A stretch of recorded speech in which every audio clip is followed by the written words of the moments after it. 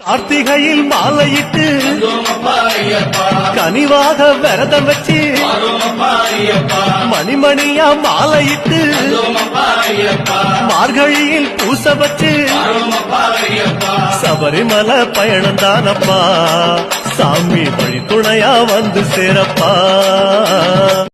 ஓடக்கர மண்ணெடுத்து உன்னூர்வம் செஞ்சு வச்சு பூஜையெல்லாம் தேடி வந்து உன் பூகர பாட வந்தேன் ஐயப்பா சாமி ஐயப்பா ஐயப்பா சாமி ஐயப்பா.